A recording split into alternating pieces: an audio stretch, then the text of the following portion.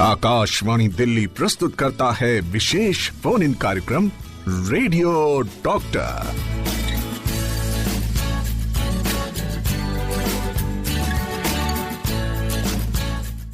नमस्कार, radio doctor में आप सभी का बहुत बहुत स्वागत है। ये वो शो है जिसमें विभिन्न विषयों पर बात होती है एक्सपर्ट से। हेल्थ एंड हैप्पीनेस पर खास फोकस होता है। आज एक खास दिन है, वर्ल्ड स्लीप डे है, तो कुछ खास बातचीत करते हैं आज हमारी नींद के विषय में। और आज हमारे साथ एक्सपर्ट जो स्टूडियो में मौजूद है वो हैं doctor S K. Chhabra, head pulmonary sleep and critical care medicine, Primus hospital, new Delhi. Sir, बहुत बहुत स्वागत आपका। Thank you. और नींद जो विषय जिससे सरोकार हर व्यक्ति को होता है, उसके बारे में बातचीत करेंगे आज इस पूरे घंटे रेडियो डॉक्टर में। अच्छी नींद आए ये तो निहायत जरूरी है, अच्छे स्वास्थ्य के लिए बहुत जरूरी है। लेकिन नींद आजकल बहुत अच्छी नहीं होती, इसलिए स्वास्थ्य का कारण बन जाता है। आजकल के परिवेश में कई बातें होती हैं, स्ट्रेस होती हैं, चिंताएं होती हैं, एक लाइफस्टाइल होता है, न जाने कितने कारण होते हैं। तो आज इन कारणों पर विचार करेंगे, जानेंगे किस तरह से स्लीप होना चाहिए, पैटर्न होना चाहिए। इन सारी बातों को इस पर रोशनी डालने आज हमारे साथ हैं doctor S K. Chhabra, head department of pulmonary sleep and critical care medicine, Primus hospital, and is also the former director of Patel chest institute, new Delhi. Welcome sir once again. Thank you. और सबसे पहले अच्छी नींद, उसका महत्व। We can not undermine the importance of good sleep. क्या कहना चाहेंगे? अगर हम एक लाइफ स्पैन देखें तो और एवरेज अगर लगाएं कि हम 8 घंटे सोते हैं एक दिन में, यानी कि 1/3 जिंदगी हमको सोना है अपनी पूरी लाइफ। राइट, कैलकुलेशन सिंपल ये है। तो ये क्यों जरूरी है, इसको समझना बहुत ही जरूरी है। इससे पहले कि ना सोने से क्या नुकसान होते हैं, सोना क्यों जरूरी है। सोना जो स्लीप है, हमारे शरीर जो एक मशीन की तरह है। हम सारा दिन काम करते हैं, आते जाते हैं, कई तरह की मेहनत के काम होते हैं, मेंटल काम होते हैं। तो इस सब में हमारी एनर्जी कंजम्पशन होती है, और जो भी बॉडी में हमारे ताकत के और रिसोर्सेज हैं जिनको हम यूज़ करते सारा दिन में, वो डिप्लीट हो जाते हैं। तो इसको एक रेस्टोरेशन की जरूरत होती है। स्लीप को हम एक रेस्टोरेटिव फंक्शन मानते हैं कि उस दौरान हमारी शरीर की एक्टिविटी बंद हो जाए। यानी इट्स समथिंग लाइक जैसे ऑफिस बंद है ताकि उसको दोबारा से अगले दिन के लिए तैयार किया जा सके। तो वो काम स्लीप का है कि वो एक रेस्टोरेटिव फंक्शन है। अब वो रेस्टोरेटिव फंक्शन हमारी एज के साथ साथ वो चेंज होता जाएगा। जैसे नवजात शिशु है, वो पैदा हुआ तो वो 18 से 20 घंटे सोएगा। जैसे हम बड़े होते हैं तो हमको 6-8 घंटे स्लीप जो चाहिए वो रेस्टोर करने के लिए। और बड़ी उम्र में क्योंकि इतना हम एक्टिव नहीं रहते तो बहुत ज़्यादा नींद नहीं चाहिए होती। तो बुजुर्गों को हमने देखा जैसे 4-6 घंटे भी सो लेते तो उनके लिए वो पर्याप्त होती है। पर एक मिनिमम ड्यूरेशन ऑफ स्लीप बहुत ही ज़रूरी है बॉडी को नॉर्मल में रेस्टोर करने के। नहीं तो कई तरह के प्रॉब्लम्स हो सकते हैं जो कि हम आज डिस्कस करेंगे आगे भी। एब्सोल्युटली सर, आपने कहा कि एज के हिसाब से आपने एक जनरल आइडिया दिया कि बच्चे 10 से 12 घंटे सोते हैं, 7-8 घंटे, थोड़े उससे बड़े सोते हैं। तो क्या ये एक तय मानक है या फिर इंडिविजुअल्स पर भी डिपेंड करता है? क्योंकि कई बार हमने सुना है कि मुझे तो सिर्फ 5 घंटे की नींद चाहिए, कोई कहता है मुझे तो 9 घंटे के अलावा नींद मेरी पूरी ही नहीं होती। जी, वो एक हमारी आजकल की जो दिनचर्या उसके साथ फिट करने वाली बात है। अगर टोटल रिलैक्स पर्सन की हम नींद की रिक्वायरमेंट एडल्ट में देखें तो 6 घंटे के करीब काफ़ी होती है। बट कुछ लोग ऐसे हैं कि जिनके 6 घंटे एक लग्जरी है कि उनको 6 घंटे का टाइम ही नहीं मिलता। तो वो जबरदस्ती करके कैसे करके बस 4 घंटे में ही काम चला लेते हैं। लेकिन बॉडी को जो रिक्वायरमेंट है ना, वो थोड़ी ज़्यादा है इससे। तो 4 घंटे निश्चित कम है। अगर आपका काम और अलाउ नहीं कर रहा कि आप ज़्यादा सो सके, बट कोशिश यही करनी चाहिए कि आप और नहीं तो एक छोटी नैप्स लेके दिन में थोड़ा इसको ऐड कर लीजिए। हम 4 घंटे या 5 घंटे की बात करें, ये नहीं कि हमको सिर्फ रात को लगातार 4 घंटे सोने, हम टोटल 24 घंटे की साइकिल में कितना रिलैक्स कर रहे हैं। तो day time naps therefore they are very important कि वो भी ऐड कर लेनी चाहिए। खासकर जो मसरूफ लोग हैं कि ऑफिस में जैसे आपने लंच किया तो 10 मिनट आपने एक पावर नैप ले ली कि आंखें बंद करके लेट गए, तो उससे भी रेस्टोरेशन हो जाती है। ऑलराइट, और यहाँ पर सवालों का सिलसिला बंद गया है। हमारे लिसनर्स जुड़ गए हैं। यहाँ पर मनोहर जी जुड़ गए हैं। वो कहते हैं कि हमें घबराने की जरूरत नहीं है। इस गाने के साथ उन्होंने जोड़ा है अपना सवाल और कहा है कि घबराने की जरूरत नहीं है, क्योंकि रेडियो डॉक्टर में डॉक्टर एस.के. छाबरा हमारे साथ हैं। और साथ ही उन्होंने यहाँ सवाल लिखा है कि हम सोते समय मोबाइल देखते हैं, स्क्रीन टाइम होता है, दिन भर बातें क्या हुई, क्या अच्छा क्या बुरा, ये सोचते हैं। तो नींद पर कितना बुरा असर होता है या किस तरह का असर होता है? जैसे हम नींद की बात करते हैं कि उसका रेस्टोरेटिव फंक्शन है, तो सबसे ज़रूरी तो है कि एक मेंटल स्विच ऑफ करना बहुत ज़रूरी है। जैसे हम लाइट बंद कर देते हैं कि लाइट ख़त्म हो गई या आपने दरवाज़ा बंद कर दिया, वह बाहर नहीं जाएंगे, तो मिनिमम एक्टिविटी पे हमको लाना है। अगर हमारी आँखें एक्टिव रहेंगी या कान एक्टिव रहेंगे या ब्रेन एक्टिव रहेगा, तब हम सो नहीं पाएंगे। तो आपको कम्प्लीटली शट ऑफ करना बहुत ज़रूरी है। अगर हम लेट के कोई बुक पढ़ते रहे हैं या लेट कर मोबाइल कर रहे हैं, तो वो नॉर्मल स्लीप लाने में हमारी दखल देगा। तो ये बिल्कुल ही नहीं होना चाहिए। हम स्लीप हाइजीन की बात करते हैं कि परफेक्ट स्लीप लाने के लिए क्या एटमॉस्फेयर चाहिए होता है। Right, it's a very interesting term sir, sleep hygiene. जी हाँ, हाइजीन को हम एसोसिएट करते हैं बॉडीली क्लीननेस के साथ, लेकिन स्लीप में भी वो इस्तेमाल होता है। तो जैसे बात कर रहे थे अभी हम कि मोबाइल इस्तेमाल करना बेड में लेट के या बातें करना, तो उससे हम तो एक्टिव है, लेटे हैं ज़रूर है हम, लेकिन हम सो नहीं रहे। वो तो कंप्लीटली स्विच ऑफ करना बहुत ज़रूरी है बॉडी को, कि हमारी आंखें बंद, दिमाग बंद, कान बंद, सिर्फ सोना है, वो बहुत ज़रूरी है, तभी बॉडी रेस्टोर होती है। तो सर अच्छी नींद के लिए जैसे आपने कहा ये सारी चीज़ें बंद होनी चाहिए, आर देयर एनी सपोर्ट कुछ ऐसी चीजें, या तो वो अरोमा हो या लाइट बहुत ही कम हो, या किस तरह का सपोर्ट चाहिए? तो जैसे हम स्लीप हाइजीन की बात करें, तो जो बेडरूम है उसमें कई बार देखा जाता है कि लोग लैपटॉप लेके आ जाते हैं, अपना रात को काम कर रहे हैं बैठे हुए, या फ़ोन पे बात कर रहे हैं, टीवी देख रहे हैं। तो बेडरूम सिर्फ सोने के लिए ही इस्तेमाल होना चाहिए, और एक ऐसा माहौल क्रिएट करना बहुत ज़रूरी है कि मिनिमम नॉइज़, बहुत ही लो लेवल की लाइट, थोड़ा सूदिंग म्यूजिक, अच्छी फ्रेग्रेंस, ये सब हेल्प करती है एक नॉर्मल स्लीप लाने में, ताकि मन शांत हो जाए। जी। सबसे जरूरी है कि अगर दिमाग में उथल पुथल रहेगी तो कौन सो पाएगा। जी बिल्कुल। तो रिलैक्सेशन बहुत ज़रूरी है, और रिलैक्सेशन के लिए आप म्यूजिक का इस्तेमाल कर सकते हैं। कुछ योगा होते हैं जैसे एक शवासन होता है, जिसमें हम टोटली रिलैक्स कर देते हैं बॉडी को, तो उससे भी स्लीप लाने में हेल्प रहती है। तो एक रिलैक्स करने की जो एक टेक्निक है उसको सीखना बहुत ज़रूरी है। और एक फालतू के इनपुट्स बोलेंगे, रात को अगर सो रहे हैं और मोबाइल बज रहा है, वो एक फालतू की इनपुट है। अगर मोबाइल में बात ही करनी है तो आप अलग कमरे में जाकर बात कर लीजिए पहले, फिर आके सोइए। Very nice. Doctor SK. Chhabra की ये बात बहुत ही अच्छी आप लोगों को भी लगी होगी कि बेडरूम सिर्फ बेडरूम के लिए इस्तेमाल होना चाहिए, यानी रिलैक्स करने के लिए, सोने के लिए इस्तेमाल होना चाहिए। एक कॉलर इस वक्त हमारे साथ जुड़ चुके हैं। हेलो मैडम, मेरा नाम राजीव है, मैं आपसे बात करता रहता हूँ। बताइए। डॉक्टर साहब, मेरा एक ब्रदर है, वो ना लगातार बोलता रहता है सोते हुए, दिन में बोल, हाँ, जागते हुए। अच्छा। और दूसरा ना क्या कहते हैं, कल वो ना खराटे ले रहा था। हाँ, रात में सोते हुए। हाँ, तो इसमें कोई प्रॉब्लम है? हाँ, खराटों का आपने बहुत अच्छा सवाल उठाया। खराटे जो हैं एक ऐसा लक्षण है, सिम्टम है, जो कि एक बहुत ही बिनाइन या जिससे ज़्यादा नुकसान नहीं वो भी हो सकता है, और एक बहुत सीरियस बीमारी जिसे हम स्लीप एपनिया कहते हैं उसका भी लक्षण हो सकता है। स्लीप एपनिया जैसे बहुत भारी जिस्म के लोग होते हैं ना, मोटापा जिनका होता है। नहीं, मोटे नहीं है। हाँ, तो या फिर अगर मोटापा नहीं है तो स्नोरिंग जो है वो, अगर उनका नाक का रास्ता तंग है या नाक जुकाम है, उसे भी स्नोरिंग हो सकती है। हाँ, तो उसका इलाज अगर हो जाएगा तो उनके खराटे जो है निश्चित रूप से कम हो जाएंगे। तो ऑलराइट। अब ये खाना भी बहुत खाते हैं। नहीं, खाना वो तो एक स्लीप से अलग उनकी एक अलग ही एक विषय हो गया। अच्छा, तो डॉक्टर साहब ये मतलब इनको दिखाना पड़ेगा? इनको दिखाना पड़ेगा फिजिशियन को, और अगर जुकाम रहता है तो एक ENT बोलते हैं ना, नाक के डॉक्टर स्पेशलिस्ट को, उनको दिखाना पड़ेगा। चूंकि आज वर्ल्ड स्लीप डे है, इसलिए आज हम बात कर रहे हैं स्पेशली नींद के बारे में। वर्ल्ड स्लीप डे में किस किस तरह की समस्याएं जुड़ी हैं, क्या कारण है, उसके बारे में आज बात कर रहे हैं हमारे साथ डॉक्टर S.के. छाबड़ा। यहाँ पर एक सवाल हमारे लिसनर ने भेजा है कि night sleep hours and water intake time at night, ये क्या रेशियो होना चाहिए? ये अनिल जी ने लिखा है गुरुग्राम से, 59 ईयर्स। वाटर इनटेक, हाँ, वाटर, पानी कितना पीना चाहिए सोने से पहले? दरअसल अगर रात को पानी के लिए उठना पड़े तो हमारी स्लीप इंटरप्ट हो रही है। अच्छा। तो यही हम सलाह देते हैं कि रात को सोने से पहले ज़्यादा पानी ना पिया जाए और एक बार आप ब्लैडर खाली करके सोएं ताकि रात को इंटरप्शन ना हो।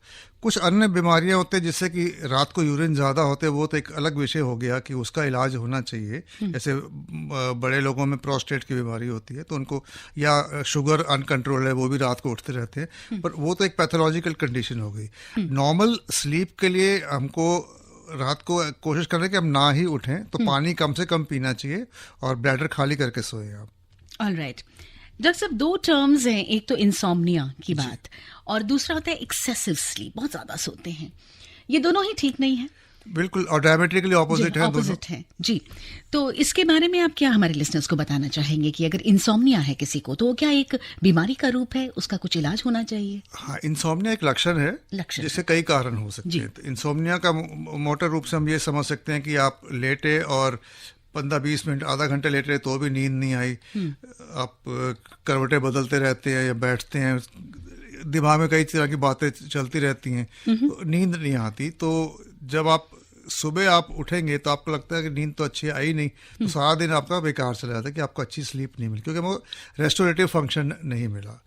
दूसरा जो अपने डिसऑर्डर बात कर रहे हैं कि ज़्यादा नींद आना, ये एक मेजर सिम्टम है कई बीमारियों का। एक कंडीशन होती है नार्कोलेप्सी, कि इंसान बैठे बैठे सो जाता है और फिर अचानक उठ जाता है। दूसरा एक स्लीप एपनिया, अभी हमने पीछे डिस्कस किया था, कि जिसमें रात को खराटे आते हैं और सांस रुक जाता है, तो उससे नींद हमारी बार बार टूटती रहती है। तो जब सुबह हम उठते हैं तो लगता है कि अच्छी नींद आई नहीं, तो उससे फिर दिन में, क्योंकि स्लीप हमारी पूरी तरह से हुई नहीं, तो दिन में बहुत नींद आती रहती है, तो एक्सेसिव स्लीपनेस। अब इसमें सबसे बड़ा खतरा ये है कि जिन लोगों को ज़्यादा नींद आती है उन्हें हम सलाह देते हैं कि आप जांच करवाएं, मशीन ना चलाएं, गाड़ी ना चलाएं, क्योंकि अगर आपको नींद आ रही है और आप गाड़ी चला रहे हैं तो आप ना केवल अपने आप को खतरे में डाल रहे हैं, बल्कि बाहर के लोगों को भी खतरे में डाल रहे हैं। एब्सोल्युटली, इन बातों को नोट कर लीजिए, बहुत आवश्यक है। नींद से जुड़ी बातें कई बार डॉक्टर से पता भी नहीं चलता है और इन बातों का हमारे जीवन पर, हमारे स्वास्थ्य पर असर हो जाता है। लोरी का संबंध अच्छी नींद से बहुत ज्यादा लोग मानते हैं। हम रिलैक्सेशन की बात करें तो लोरी जो बनाते हैं म्यूजिक डायरेक्टर, वो उसको कंपोज इस तरह से करते हैं कि बहुत ही सूदिंग म्यूजिक होगा, स्लो स्पीड का गाना होगा कि आपको बस नींद आ ही जाएगी। राइट ठीक है, इस वक्त हमारे साथ मोहित जुड़ गए हैं नोएडा से, इनसे बात करते हैं, इनका सवाल लेते हैं। हेलो मोहित, इस वक्त आप हमारे साथ हैं। जी, good afternoon to everyone. Good afternoon doctor. Good afternoon sir, मेरा क्वेश्चन ये है कि बहुत बार ऐसा होता है कि रात को सोते समय जोर से चिल्लाता हूँ, जो कि मुझे नहीं पता, घर वाले मुझे या वाइफ या बेटा उठते हैं, फिर मुझे धीरे से जगाया जाता है कि यार आप जोर से चिल्ला रहे हैं। तो ये एक आई एम स्ट्रगलिंग विद, तो आप इसके बारे में थोड़ा सा बता सकते हैं ऐसा क्यों है? देखिए, जो स्लीप डिसऑर्डर्स होते हैं, कि एबनॉर्मल स्लीप की कई तरह के डिसऑर्डर्स होते हैं, तो ये उसमें एक पैरासोमनियाज नाम की एक ग्रुप होता है, जिसमें स्लीप वॉकिंग है, स्लीप टॉकिंग है, नाइटमेयर्स हैं, सडन मूवमेंट्स हैं, इस तरह के लक्षण पेशेंट्स के होते हैं। तो ये एक न्यूरोलॉजी डिसिप्लिन है, उसका विषय है, इसमें जांच होनी बहुत ज़रूरी है कि ये क्यों हो रहा है, और इसका काउंसलिंग और उपचार इसका अवेलेबल है। तो मेरी सजेशन है कि आप इसको लाइटली ना लें, एक डेफिनेट सिम्टम है, और एक न्यूरोलॉजिस्ट से मिलें आप। Thank you so much doctor, thank you. Welcome ji. Thank you Mohit ji. आपके भी कोई सवाल है तो जरूर कीजिएगा। इस वक्त हमारे साथ डॉक्टर छाबरा हैं। एग्जाम टाइम एंड स्लीप का बड़ा एक नाता ऐसा है कि कल पेपर है तो आज सारी रात पढ़ते हैं, so that I can just be prepared very well. तो इससे इसका क्या संबंध है सर? ऐसा वाकई में होता है? बहुत गलत धारणा है। एक तरफ तो हम बात करते हैं कि स्लीप एसेंशियल रिक्वायरमेंट है, रेस्टोरेटिव फंक्शन है। Sleep is not an option कि हम सोएं या ना सोएं। आज नहीं सोते, आज एग्जाम दे आते हैं, ये ऑप्शन नहीं है। जी। सोना बहुत, क्योंकि रेस्टोरेटिव ना केवल हमारी फिजिकल एनर्जी बट हमारी एक मेंटल एनर्जी जो है, जो हमारी इंटेलेक्चुअल फंक्शनिंग, उसके लिए भी ज़रूरी है। और ये बहुत सी स्टडीज़ में देखा गया है कि आपका रिएक्शन टाइम, आपकी मेमोरी, आपका रिकॉल, ये अफेक्ट होते हैं अगर आपको नींद ना आए। तो आपका सुबह 9 बजे एग्ज़ाम और आपको रात को सोए नहीं है और एग्ज़ाम आप देने जा रहे हैं, ब्रेन फॉग हो सकता है कि आपको शायद वो जो आप लिखना चाहें वो उस दिमाग में वो एक पॉइंट ना आए, आपका मूड भी ख़राब हो सकता है कि नींद अच्छी नहीं आई। तो नींद एक लेनी बहुत ज़रूरी है और कभी भी अपने आप को फोर्स ना करें। अब खाली अगर एक रात को आप जाके क्या करेंगे, बेस्ट तो ये कि आप पूरा साल अच्छी तरह से तैयारी करें ना, ताकि इसकी नौबत ही ना। स्लीप बहुत ज़रूरी है, इसको इग्नोर नहीं कर सकते एग्जाम से पहले, और अच्छी परफॉर्मेंस होगी अगर आप अच्छा सो के जाएंगे तो। जी, सो डॉक्टर एस के छाबड़ा ने लाउड एंड क्लियर एंड बहुत ही परफेक्ट मैसेज दिया है to the students, all the students out there, कि रात भर पढ़ने से कुछ नहीं होगा, इनफैक्ट अंडर परफॉर्मेंस ही होगी। आप बहुत सारे चांसेस है that you don't perform well. और जब ग्रोइंग एज होता है, बच्चे बढ़ते हैं, तो उससे स्लीप को कैसे जोड़ते हैं आप ओवरऑल ग्रोथ के लिए, अच्छे ग्रोथ के लिए स्लीप बहुत ज़रूरी है। और अगर अब कितना हम सोते हैं अगर देखें तो हमारे बच्चे हमेशा ज़्यादा सोते हैं, और इसमें क्या कि जो बॉडी की फिजियोलॉजी होती है, जो ग्रोथ हार्मोन है हमारा, वो स्लीप में हमारा मैक्सिमम सीक्रेट होता है। तो जो हमारा ग्रोथ पैटर्न है, जो बॉडी का फिजिकल एंड मेंटल डेवलपमेंट है, वो अच्छा सोने से ज़्यादा होता है। तो एक नॉर्मल ग्रोथ के लिए नॉर्मल स्लीप बहुत ज़रूरी है। Sleep is a physiological requirement, जिससे कि हमारे सारे बॉडीली फंक्शंस इम्प्रूव होते हैं। तो इसलिए बच्चे ज़्यादा सोते हैं क्योंकि उनका ग्रोइंग पीरियड होता है। जी, यहाँ पर एक कॉलर हमारे साथ जुड़ गए हैं, देखते हैं क्या है इनका सवाल और किस तरह से ये अपने जीवन में स्लीप के बारे में कुछ ऐसी समस्या है। कौन है इस वक्त हमारे साथ? हाँ जी, नमस्कार जी, मेरा नाम सुधीर सिंह है, मैं कुतुबगढ़ से बोल रहा हूँ। नमस्ते सर, मेरी उम्र 45 साल है जी। सर, मैं जैसे दिन में कोई बातचीत या आपस में होती है, वही मेरे को रात में दिखाई देती है, और पूरी प्रॉपर तरीके से नींद नहीं आती। मैंने एक बार डॉक्टर को भी दिखाया था, उन्होंने मेरे को जोलपीडेम टैबलेट लिखी थी, वो खाता हूँ पर मेरे को कोई असर नहीं हुआ। हाँ, और सुबह जब मैं उठता तो ऐसा होता है कई बार तो कि भाई रात को तो शायद मैं सोया ही नहीं। हाँ, तो यही दिक्कत आती है कि अगर हम दिन की समस्याएं को लेकर रात को बेड में चले जाएं, कि जो दिन के प्रॉब्लम थे उन्हीं को हम रात को सोचते रहें, तो वो एक नॉर्मल रिलैक्सेशन हो ही नहीं पाती। सर, इसके लिए हमें क्या करना पड़ेगा? हाँ, देखो, स्लीप के लिए ना सब कुछ दवाई में ही नहीं रखा। दवाई तो एक तरह का एक उसको सप्रेस करने की बात है। बेसिकली इसमें रिलैक्सेशन, एक बिहेवियरल थेरेपी बोलते हैं हम, कि आपको रिलैक्स करना आना चाहिए, कि जो भी दिन के प्रॉब्लम्स हैं, क्योंकि आपको रात को सो गए, उसको तो आप रात को तो सॉल्व कर नहीं सकते, तो उसको रात को अपने साथ ही लेके सोना जो है, उससे कभी भी नींद नहीं आएगी। तो उसको स्विच ऑफ करके उसको भूलना बहुत ज़रूरी है। सिर्फ रिलैक्स करके म्यूज़िक सुने, आप योगा करें, थोड़ा बहुत पढ़ सकते हैं सोने, ताकि नींद जैसे ही आप सो जाएं। नींद की दवाई खाने से ना एक साइकिल शुरू हो जाती है कि उसके बिना नींद नहीं आती, और नींद की जो दवाई होती है, स्लीपिंग पिल्स, उनका असर खाली 6 घंटे नहीं होता, वो नेक्स्ट डे हैंगओवर देती है, कि दिन में भी आप लगता है कि सोना चाहते हैं, तो वो आपका नेक्स्ट डे भी खराब हो जाता है। तो इसका जो सही सोल्यूशन यही है कि जो एक रिलैक्सेशन सीखना है, स्लीप हाइजीन जिसकी मैंने बात की थी, वो बहुत ज़रूरी है। और जो प्रॉब्लम्स हैं वो ठीक है अपनी जगह, उनको भी सॉल्व करना है, लेकिन वो सॉल्व करने का जो वक्त है उसी समय आप उनको कर सकते हैं। All right, thank you very much. और चूंकि बहुत सारे व्हाट्सएप मैसेजेस डॉक्टर साहब यहाँ पर हैं, 1-2 मैसेजेस हम जरूर लेते हैं। ड्यू टू नाइट शिफ्ट, ये उषा लिखती हैं देहरादून से, नाइट शिफ्ट की वजह से 3-4 बजे सुबह भोर में नींद लेनी होती है और 8 घंटे सोती हैं। Is it okay to sleep around that time, 3 a.m. to? कुछ समय के बाद इनकी बॉडी क्लॉक जो है ना, वो इसी तरह से हो जाएगी कि इनके लिए जो जिसको हम रात कहते हैं, जब जैसे हम कहते हैं कि रात को सोना वो एक कन्वेंशन सी है कि उस समय हम रिलैक्स करके सो जाते हैं। लेकिन आपकी अगर नाइट शिफ्ट है तो जो भी आपका टाइम एक्चुअली बनता है सोने का, उससे अगर आप 6-8 घंटे सो पा रही हैं तो कोई प्रॉब्लम नहीं आने वाली। आपका बस दिनचर्या और बॉडी क्लॉक उस तरह से बन गई है। ऑल राइट, यहाँ पर एक किसान भाई हमारे साथ जुड़ गए हैं और शायद ये समस्या नहीं है। गजानन सिंह शिंदे जी, अहमदनगर जिला करजत तालुका से लिखते हैं, न्यूज ऑन एआईआर ऐप से हमें सुन रहे हैं, radio doctor. And he saying कि बहुत हार्ड वर्क करते हैं सारे दिन, खेत में 10 बजे सोते हैं और सुबह 6 बजे ही नींद खुलती है। बहुत बढ़िया। और इनको कभी याद नहीं, घर वाले जब भी उठाते भी हैं तब भी इनको पता ही नहीं चलता, सीधे 6 बजे नींद खुलती है। ये समस्या तो नहीं है। इन्होंने फॉर्मूला बता दिया जी सोने का, right, to work hard and then go off to sleep. हाँ, एक समय होता है जिसमें आप सो जाएं तो वो बॉडी क्लॉक्ड हो जाती है, जैसा कि आपने अभी बताया। देखिए, ये अन्य बिना एक्चुअली इस्तेमाल किए वर्ड, ये स्लीप हाइजीन को इस्तेमाल कर रहे हैं कि जब सोते सिर्फ सोने के लिए उस पीरियड को इस्तेमाल कर रहे हैं। कोई मोबाइल नहीं, कोई किताब नहीं, कोई गपशप नहीं, टीवी नहीं। एब्सोल्युटली। अब लैक ऑफ स्लीप के कारण लंबे लॉन्ग टर्म में अगर हम देखें तो किस तरह की बीमारियां होने की संभावना बन जाती है? स्लीप अगर हम डिप्राइव्ड रहते हैं तो उसमें एक तो एक्यूट प्रॉब्लम्स हैं कि हमारा डे टाइम फंक्शनिंग अफेक्ट होती है, जिससे हमारी इंटेलेक्चुअल फंक्शनिंग है, मेमोरी है, सोचने की शक्ति है, चीज़ों को एनालाइज करने की शक्ति है, डिसीजंस लेने की शक्ति है, कैपेसिटी है, वो अफेक्ट होती है अगर हमारी नींद अच्छी नहीं आती। ठीक है, तो हमारा अगला दिन जो है ना वो थोड़े मेंटली हम डेफिशिएंट हो जाते हैं, इंटेलेक्चुअल कैपेसिटी अगर देखी जाए।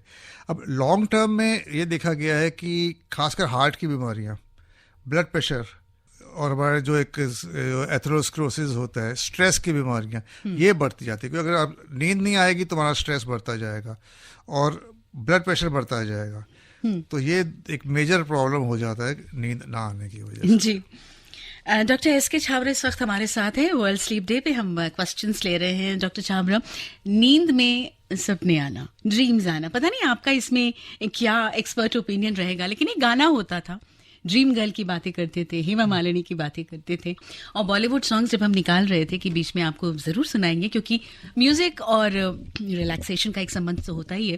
तो डॉक्टर साहब ने एक बहुत अच्छा ऑब्जर्वेशन दिया कि बॉलीवुड के जो सॉन्ग्स हैं ना, या तो इंसोम्निया की बात करते हैं कि नींद ना आए, या फिर लोरी की बात करते हैं, जो बहुत ही प्यारी बात मुझे लगी क्योंकि ऐसे जो 3-4 गाने हमने निकाले वो actually it's going around this.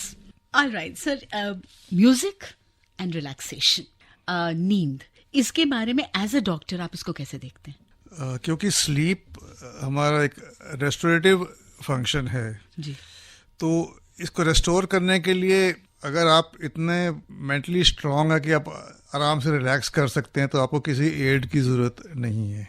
जैसे कि हमारे किसान भाई ने बताया था कि मैं सारा दिन बहुत मेहनत करता हूँ, इतना थक जाता हूँ कि बस बेड में पड़े और सो गए, 8 घंटे सो गए।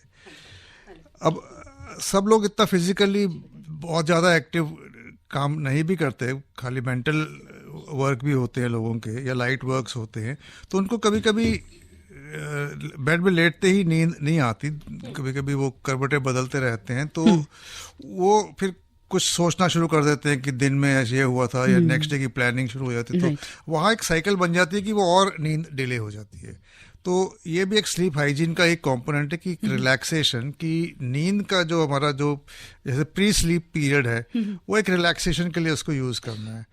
अब बहुत सारा हमको रिलैक्सेशन म्यूज़िक मिल जाता है, जैसे पियानो बेस गाने होते हैं या योगा होते हैं, वो हम अगर करें सोते हुए, बेड में लेट के भी योगा हो सकता है, स्लीप का जो योगा होता है, तो उससे एक रिलैक्सेशन से आपको शरीर जो है ना उसको रिलैक्स करने में, जो मसल की जो टेंशन है वो कम हो जाएगी, तो सोने में उसमें हेल्प मिलती है।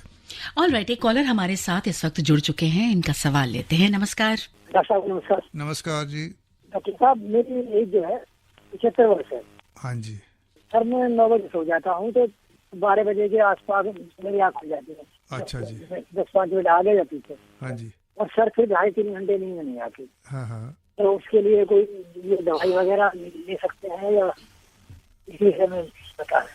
इसके लिए हमको एक कुछ और जांच करनी पड़ेगी, कुछ आपसे सवाल भी पूछने पड़ेंगे जो कि रेडियो पे तो मैं नहीं पूछ पाऊंगा, कि कुछ ऐसा तो नहीं कोई हमारा प्रॉब्लम आ रहा कि जो रात को ही ज़्यादा हो जाता है। बहुत सी बीमारियां होती हैं जिसके लक्षण रात को उभरते हैं, जैसे कुछ मरीजों का सांस ज़्यादा हो जाता है रात को, या खांसी रात को उठ जाती है, या यूरिनेशन ज़्यादा होती है, तो या कभी कभी छाती में दर्द हो सकती। तो इन से अगर इंटरप्शन हो रही है तो इनको एड्रेस करना या इनका इलाज, जांच करके इलाज करना बहुत ज़रूरी है कि रात को जो है कोई ऐसी लक्षण तो नहीं उभर रहे जो किसी बीमारी के लक्षण हैं, तो वो बहुत ज़रूरी है। दूसरा जो है, अब टोटल जो नींद है हमारी वो भी बहुत ज़रूरी है। अगर दिन में भी आप 3 घंटे सो चुके हैं तो रात को 6-8 घंटे सोना बहुत मुश्किल हो जाता है, क्योंकि जो बॉडी की जो रिक्वायरमेंट है वो एक नेट रिक्वायरमेंट होती है। अगर आप दिन में ज़्यादा सोते हैं तो रात को सोने में मुश्किल आ सकती है, तो वो भी एक ध्यान रखने कि हमारी टोटल स्लीप कितनी हो रही है, दिन और रात की मिलाकर के। ठीक है, thank you so much. World sleep day पे हमारे साथ हैं डॉक्टर एस के छाबरा।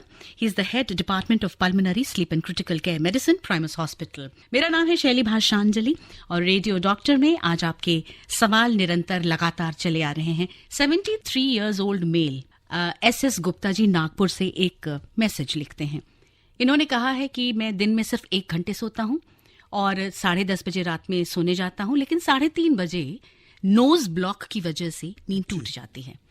उसके बाद मैं I take inhaler at bed time, उसके बाद पूरी नींद आती है। क्या ये प्रॉपर प्रैक्टिस है?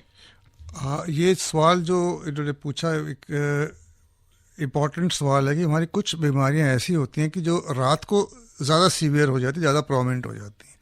खासकर हमारी एलर्जी की जो तकलीफ होती है, जैसे ज़ुकाम या दमे का तकलीफ जो होती है कि सांस फूलना, तो बहुत से मरीजों में देखा गया कि वो रात को 2-2:30 बजे उठ के बैठ जाते हैं कि सांस फूल रहा है या खांसी हो रही है या ज़ुकाम हो रहा है। तो जैसे गुप्ता जी करते हैं कि ये रात को इन्हेलर लेते हैं, तो जो इनका रेगुलर टाइम बताया गया इनको दवाई लेने का, उससे भी अगर लेते रहेंगे तो इनकी स्लीप अच्छी होगी, रात को नींद अच्छी आएगी। अगर कंट्रोल जो है हमारे एलर्जी का और दूसरे लक्षणों का प्रॉपर होगा तभी नींद आएगी। अस्थमा, एलर्जीज और जैसे हमारे सांस की अन्य बीमारी होती है COPD, वो भी रात को ज़्यादा उभरने का उनका चांस होता है। तो उनका ट्रीटमेंट जो है ना, जो डे टाइम ट्रीटमेंट है, उसको ठीक से करना बहुत ज़रूरी है। ऑलराइट, यहाँ पर एक लंबा सा सवाल आया हुआ है, ये पटना से आया हुआ है। रोशन कुमार जी लिखते हैं कि बाइपोलर डिसऑर्डर है इनको और कुछ मेडिसिन ले रहे हैं, डॉक्टर के केयर में है। स्लीपिंग प्रॉब्लम है, excessive thoughts in mind at bed time आ जाता है, डिप्राइव्ड ऑफ स्लीप है और बहुत ही टायर्ड महसूस करते हैं। शॉर्ट टर्म मेमोरी भी अफेक्टेड हो गई है, तो क्या करना चाहिए, किस तरह से अच्छी स्लीप की तरफ बढ़ना चाहिए? इनका जो प्रश्न है वो बहुत ही पर्सनल है और मैं सलाह दूंगा कि जो इनके साइकियाट्रिस्ट है जिनसे इनका ट्रीटमेंट चल रहा है, उनसे एक बार डिस्कस कर लें कि मैंने इतनी इतनी दवाइयाँ ली हैं, इतना फ़ायदा हुआ और यही अभी कमियाँ रह गई हैं, तो वो दवाइयों को उसको एडजस्ट कर देंगे। ऑल राइट, और अब हम कुछ बातें करेंगे डेफिनेटली उसके बारे में जो तमाम लिसनर्स, जो करोड़ों लिसनर्स हमारे आकाशवाणी से जुड़े हुए हैं, उन तक ये बात पहुंचे कि जब हम रात खाना खाते हैं, डिनर टाइम और सोने के बीच में क्या टाइम डिफरेंशिएशन होना चाहिए एज अ मेडिकल एक्सपर्ट? जब हम खाने के बाद तुरंत सो जाएं अगर, तो क्योंकि और अगर बहुत ज़्यादा खाया हुआ है तो पेट भरा होने की वजह से कभी कभी क्या होता है, गैस या कभी कभी जो पेट का एसिड है वो ऊपर की तरफ उठता है और उससे छाती में भारीपन या दर्द हो सकता है, जो कि हमारे नींद को डिस्टर्ब कर सकता है, नींद आने में डिले हो सकती है। तो गुड स्लीपिंग प्रैक्टिसेस में एक ये भी आता है कि हम खाने के तुरंत बाद एकदम बेड पे ना लेट जाएं। बहुत ज़रूरी है कि कम से कम 2 घंटे का गैप रखें सोने और लेटने के बीच में। कायदे से तो हमारा रात का खाना कम होना चाहिए सुबह के ब्रेकफास्ट या लंच के मुकाबले, पर आजकल का सोशल सिस्टम ऐसा हो गया, पार्टीज़ वगैरह भी सब रात को होती हैं, तो ये बहुत ज़रूरी है कि हम गैप रखें कि 2 घंटे का गैप रहे, उसके बाद लेटने जाएं। अगर गैप रहेगा तो हमारा जो स्टमक है वो खाली हो जाएगा, तो नींद अच्छी आने में हेल्प रहेगी।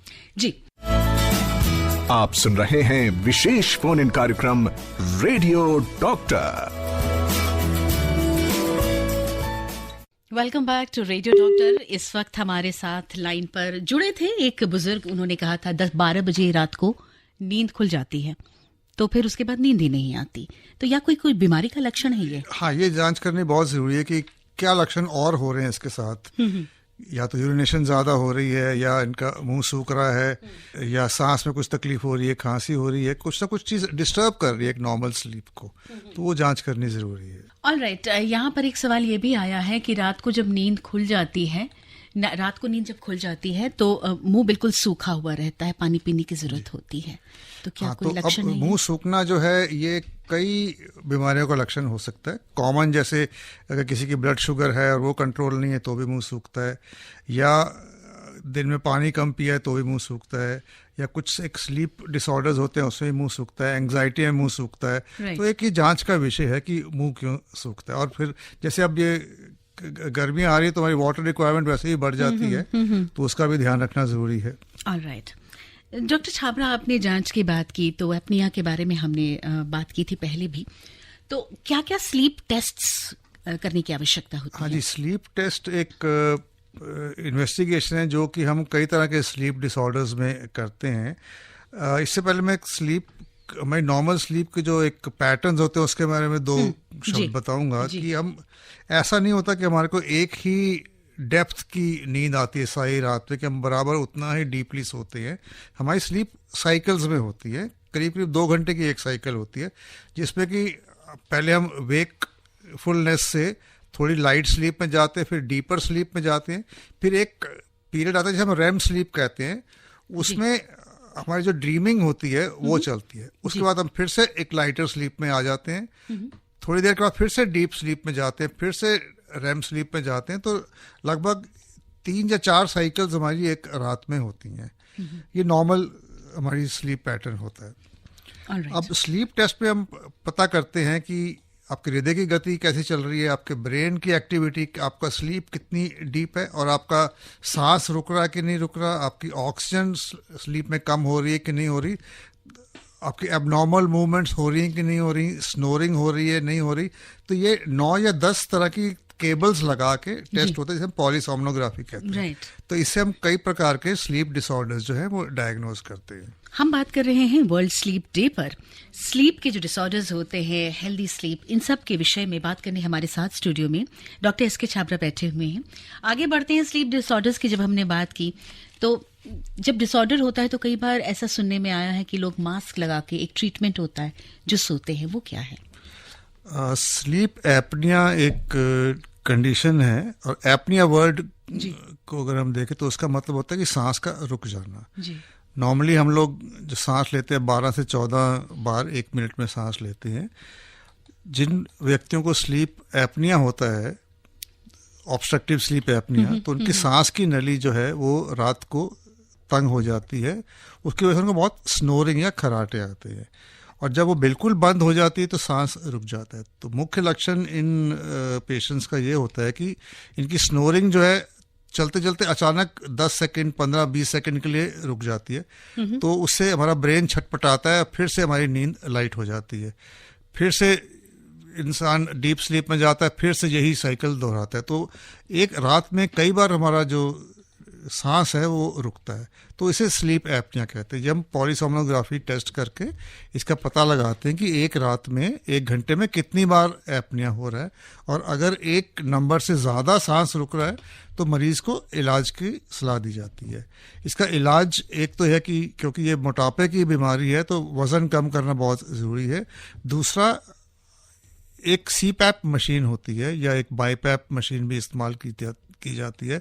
अब ये मशीनें जो है, एक छोटी सी मशीन होती है, टेलीफोन जो हमारा पुराना होता था उसके साइज़ की, उसमें से प्रेशर से हवा आती है। तो ये मास्क लगा के पेशेंट सोते हैं, पूरी रात सोते हैं। अब प्रेशर की वजह से जो सांस की नली तंग हो रही है, जो सांस रुक रहा था वो नहीं रुकता। तो इनको मरीज़ों को हर रोज़ हर रात को ये लगा के सोना होता है, ये इसका इलाज होता है। अगर वेट लॉस करके उसको हम कम नहीं कर पा रहे हैं, आइडियल ट्रीटमेंट जो है उसका कि वेट लूज, या तो वेट चढ़ने ही ना दें, वेट लूज करें, और साथ में सीपैप मशीन का इस्तेमाल करना पड़ता है। ऑल राइट, मुझे लगता है इसी से रिलेटेड एक यहाँ पे सवाल इन्होंने भेजा हुआ था। ये सुधीर सिंह कुतुबगढ़, पॉलीसोनोग्राफी टेस्ट के लिए कितने दिन पहले एडमिट होना पड़ता है? पॉलीसोमनोग्राफी टेस्ट के बारे में मैंने बताया था कि हम 8-10 तरह के बॉडी सिग्नल्स, ब्रेन के और स्नोरिंग के, ऑक्सीजन, ये सब रिकॉर्ड करते हैं। तो ये एक टेस्ट होता है जिसमें नॉन इन्वेजिव टेस्ट है कि सब सरफेस से ही होता है। ये टेस्ट घर पे भी हो सकता है और ये टेस्ट हॉस्पिटल के अंदर भी हो सकता है। 2 दिन का टेस्ट भी होता है कि जिसमें एक रात को तो हम डायग्नोज करते हैं कितनी बार सांस रुक रहा है, दूसरी बार हम प्रेशर की मशीन लगाकर एक प्रेशर का अंदाज़ा लगाते हैं कि इतना प्रेशर देने से वो ट्रीट हो सकता है। या दूसरा एक स्प्लिट नाइट स्टडी होती है कि 3 घंटे मरीज सोता है बिना मशीन के और 3 घंटे वो प्रेशर वाली मशीन लगा के। तो ये टेस्ट जो है अगर आप अस्पताल में कराएंगे तो थोड़ा ज़्यादा खर्चा होता है, सरकारी अस्पतालों में टेस्ट मुफ्त होता है और प्राइवेट संस्थान अपने अपने हिसाब से चार्ज करती हैं। जी, एक कॉलर हमारे साथ जुड़े हैं जयपुर से, जितेंद्र जी जुड़ गए हैं, बताइए। हेलो। हाँ सर जिस मतलब नींद की मेरी थोड़ा सा प्रॉब्लम है, हमारे मदर को भी है। 4 घंटे में नींद टूट जाती है और बस में नींद अच्छी आती है। तो इसमें मुख्य कारण जहाँ मैं समझता हूँ, अगर कोई बीमारी नहीं है तो या तो ये कि उनको दिन में भी नींद पूरी कर लेते हैं इसलिए रात को 4 घंटे ही काफ़ी रहते हैं, या कुछ दिमाग में बातें चलती रहती है, एक बार नींद खुल जाए तो वो रिलैक्स नहीं कर पाती होंगी। तो ये बहुत जरूरी है कि पहले तो कोई बीमारी तो नहीं है कि जिसकी वजह से ऐसा हो रहा है, वो एक बार जांच करवा लें। और तो उसका क्या जांच होता है सर? नहीं, वो तो हर मरीज का पूरी डिटेल में एक हिस्ट्री लेके किया जाता है, तो वो फोन पे तो बड़ा मुश्किल होता है उसको बात करना, आधे पौने घंटा लग जाता है उसमें। पर अगर दिन में 2 घंटे सो रही है और रात को 4 घंटे सो रही है तो काफी है वो। और जैसे जैसे उम्र बढ़ती है वो ऐसे ही नींद की रिक्वायरमेंट थोड़ी कम हो जाती है। हाँ जी। नहीं, दोपहर में तो नहीं सो पाते हम लोग। अच्छा। और कुछ लोगों की, जैसे हमने पहले भी बात की थी, कुछ लोगों के लिए 4-5 घंटे ही काफी रहती है, कुछ को 8 घंटे चाहिए होते। तो आपका जो दिन की फंक्शनिंग है उसमें क्या उसमें दखल हो रहा है कि नहीं हो रहा? अगर आप दिन में पूरी तरह से एक्टिव हैं तो शायद आपकी जो 4-5 घंटे की नींद है वही काफी है। लेकिन अगर दिन में आप लगता है कि सो रहे हैं तब वो फिर कहेंगे कि रात को आपको नींद अच्छी नहीं आई है। Alright, thank you very much for calling. और एक यहाँ पर व्हाट्सएप मैसेज है वो ले लेते हैं। आलोका जी का है, नोएडा से हैं, 52 इयर्स ओल्ड हैं, होम मेकर हैं, खर्राटे आते हैं ये कहती हैं, और सीधे लेटने पे वीजिंग साउंड आती है, स्लीप डिस्टर्ब हो जाती है। हाँ, अब 2 लक्षण बता दिए इन्होंने, एक वीजिंग और एक स्नोरिंग। स्नोरिंग हम पहले भी डिस्कस कर चुके हैं। और दूसरी बात जो बहुत इंपॉर्टेंट बताई कि ये सीधा लेटने में ज्यादा होती है। इन्होंने अपना वजन नहीं बताया जी। अगर वजन का ज्यादा है तो इनको स्लीप एपनिया होने का खतरा है, और स्नोरिंग उसका पहला लक्षण है जी। अगर दिन में भी नींद ज्यादा आ रही है, जिसे हम एक्सेसिव स्लीपीनेस कहते हैं, तो वो उसको सपोर्ट करती है। सुबह उठ के लगता है कि नींद पूरी नहीं हुई, तो ये सब स्लीप एपनिया के लक्षण है और स्लीप एपनिया की जांच होनी चाहिए। वीजिंग एक लक्षण है जो दमे का लक्षण है, एस्थमा बीमारी का। और ये देखा गया है कि दमे के मरीज, खासकर अगर उनकी कंडीशन पूरी तरह से कंट्रोल में नहीं है, तो उनको रात को लक्षण ज़्यादा होते हैं। तो अगर इनको दमे की तकलीफ भी है तो उसको कंट्रोल करना बहुत ज़रूरी है। तो स्लीप एपनिया और एस्थमा, ये 2 कंडीशन 54 kg लिखा उन्होंने, इमीडिएटली सुनकर के आलोका जी ने 54 kg। 54 तो आपको निश्चित रूप से बिल्कुल नॉर्मल वेट ही है। तो स्लीप एपनिया के चांसेस कम है। लेकिन स्नोरिंग की वजह जो है, जैसे नोज में कुछ प्रॉब्लम होता है, जुकाम वाले मरीजों को भी हो सकता है, तो एक बार इवैल्यूएशन करने की जरूरी है कि ये स्नोरिंग जो है किस वजह से हो रही है। और दूसरा वीजिंग एक एस्थमा का सिम्टम है, उसकी भी इवैल्यूएशन करनी जरूरी है। ठीक है। अब एक लास्ट कॉलर हमारे साथ जुड़े हैं। हेलो जी, बताइए। हाँ, मैं डॉक्टर साहब से ये पूछना चाह रहा था, जब मैं इसमें सोने जाता हूँ सर तो खांसी आता है बहुत। अच्छा। तो अब बहुत सी बीमारियां हैं लंग्स की कि जो लेटने से जिसके लक्षण उभर जाते हैं। तो हमको ये देखना पड़ेगा कि, क्योंकि खांसी एक नॉर्मल इंसान को तो नहीं आएगी, इस खांसी आने का मतलब है ज़रूर फेफड़ों के अंदर या जुकाम का कुछ रास्ते में कहीं ना कहीं कोई प्रॉब्लम है। तो आप एक चिकित्सक को दिखाइए, फिजिशियन को दिखाइए कि खांसी क्यों आती है, उसका जांच होनी चाहिए, कारण का पता चलेगा, इलाज हो जाएगा। एक चीज और सर, ये मैं जब पानी पीता हूँ ना, पेशाब बहुत जल्दी होने लगता है, इसका क्या कारण हो सकते हैं सर? देखिए, अगर आप पानी ज़्यादा पिएंगे बॉडी की रिक्वायरमेंट से, तो बॉडी क्या करेगी, उसको पानी को बाहर निकालेगी जो जरूरत से ज़्यादा होगा। सर, लेकिन पेशाब बाथरूम इतना जल्दी आता है, इतना जल्दी हद से ज़्यादा। आपकी उम्र क्या है? मेरा उम्र है 37 या 37-38 साल है। हाँ, तो अगर प्यास भी बहुत ज़्यादा लगती है तो प्यास ज़्यादा लगना और मुंह सूखना, ये कुछ बीमारियों के लक्षण होते हैं। आपको एक चिकित्सक से मिलना पड़ेगा। अगेन, फ़ोन पे ये बातें करना बहुत मुश्किल हो जाता है, पर आप दिखाइए एक फिजिशियन को। All right, thank you for calling. समय बिल्कुल गुजरता चला जा रहा है। नींद के बारे में आपने इतनी सारी जानकारी दी, और कई चीज़ें ऐसी हैं जिसको लाइटली नहीं लेना चाहिए, चाहे वो खर्राटे हों या फिर एक्सेसिव स्लीप हो या इंसोम्निया हो या अन्य कारणों से जुड़ी हुई। तो एक अच्छी नींद एक अच्छे स्वास्थ्य का परिचायक होती हैं। चलते चलते आप हमारे तमाम लिसनर्स को अच्छी नींद अच्छे स्वास्थ्य के लिए क्या कहना चाहेंगे? वही बात जिससे हमने शुरू किया था, स्लीप हाइजीन शब्द का मैं फिर से दोहरा देता हूँ कि हमारा बेडरूम जो है वो सोने के लिए ही इस्तेमाल होता है। अगर हम दिन भर की सारी अपनी परेशानियां बेड में ले जाएंगे तो नींद कहाँ से आएगी। उसके अलावा अगर कोई प्राइमरी मेडिकल प्रॉब्लम है तो उसको भी एक इवैल्यूएट करना जरूरी है कि उसके वजह से तो नींद में दखल नहीं पड़ रहा। तो एक नॉर्मल आदमी नहीं सो पा रहा और एक बीमारी की वजह से नहीं सो पा रहा, ये दो एक विभिन्न परिस्थितियां हैं। तो दोनों को हमको देखना पड़ेगा।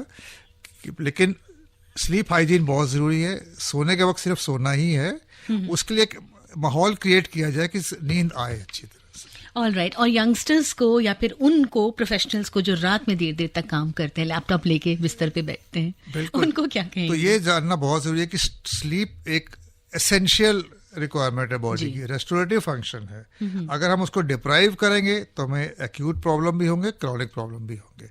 तो स्लीप उतनी ही ज़रूरी है जितना अच्छा खाना ज़रूरी है हमारे लिए, जितनी अच्छी हवा ज़रूरी है हमारे लिए। तो स्लीप को कभी नज़रअंदाज ना करें, इग्नोर ना करें। Sleep is essential requirement of body. On that note, doctor SK. Chhabra, thank you very much. आपने आज रेडियो डॉक्टर में इतनी सारी बातें, जानकारी दी, इन्फॉर्मेशन दी। Thank you very much for that. Thank you. और मैं शैली भाषांजलि आप सभी से अनुमति लेती हूँ, विदा लेती हूँ। रेडियो डॉक्टर इस शो में जुड़े रहिए, बहुत ही खास है। आपकी स्वास्थ्य, आपकी खुशी, आपकी हंसी, आपके परिवार की खुशहाली के लिए आता है। विभिन्न विषयों पर हम आपसे जुड़े होते हैं और आप अपने सवालों के साथ हमसे जुड़े होते हैं। एक और दिन होगा, एक और रेडियो डॉक्टर, एक और विषय और एक और डॉक्टर। इन सब के साथ आकाशवाणी आपसे हमेशा जुड़ा रहता है, पूरे देश से, पूरे तमाम देश से जुड़ा रहता है। आप भी उसी प्यार से, उसी दिल से हमसे जुड़े रहिए। नमस्कार।